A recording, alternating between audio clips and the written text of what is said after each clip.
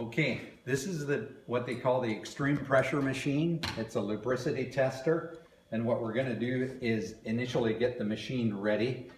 This little bearing wear block goes in place here. And then as the unit is running, this bearing comes down against here. And that's keep loading pressure on here until it actually stalls the machine out. So to get started here, what I'll do is clean the machine down to make sure that we are completely ready to go. And use a piece of zirconium oxide sandpaper here and some gum cutter.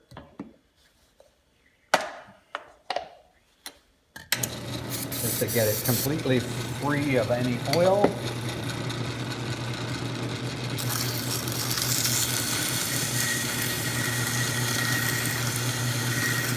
Have to smooth out the metal from the wear beforehand.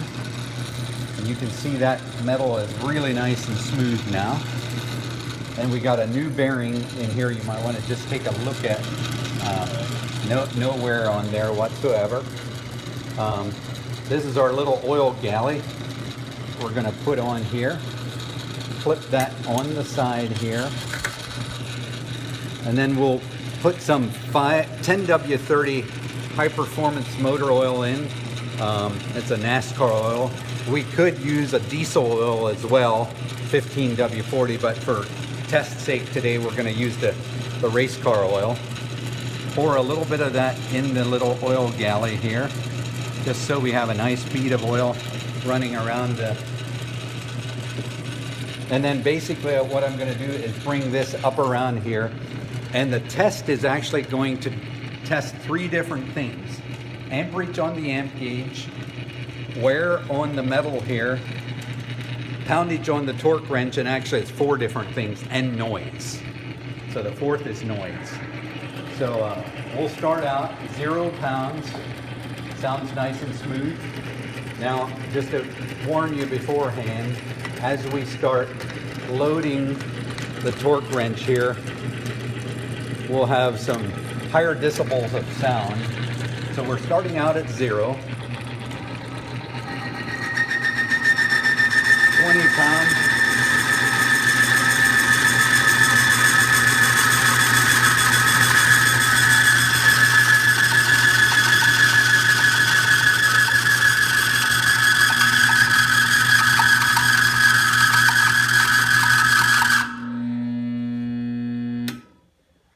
So right around 60 pounds, we actually froze up completely.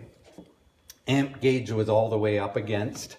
So now I'm just going to unhook this, and we'll take a look at what the wear looks like on the wear block here. A big, you can see a big gouge in the metal here. So then what I'll do is I'll turn that 1/4 of a turn to where we have a new spot. Now you can see we have a smooth spot again to start out.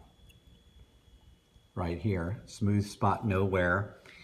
And the only difference that we're going to do now is we're going to add a little bit of the oil additive to the oil, and we're going to go ahead and rerun the test.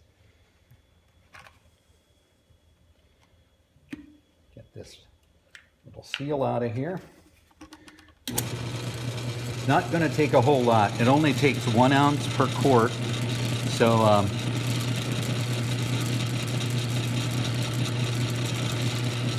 that should be all it takes. Just a couple of drops there.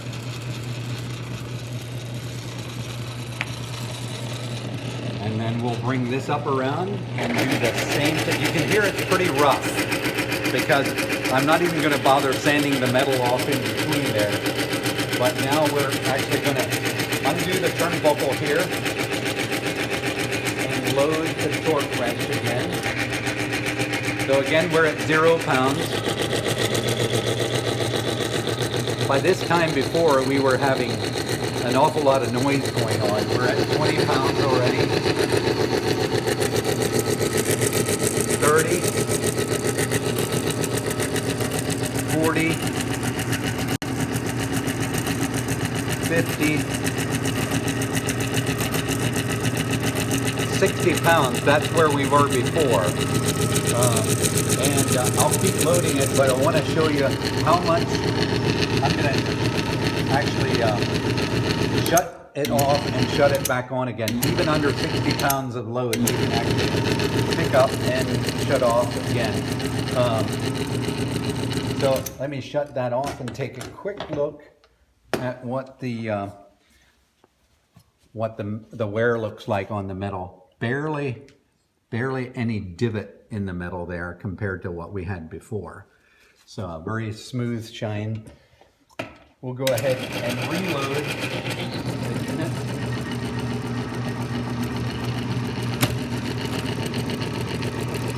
So we're at 60, 70,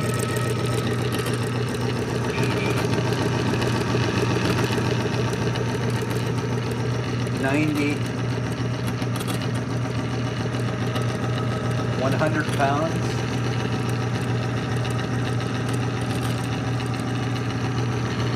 110,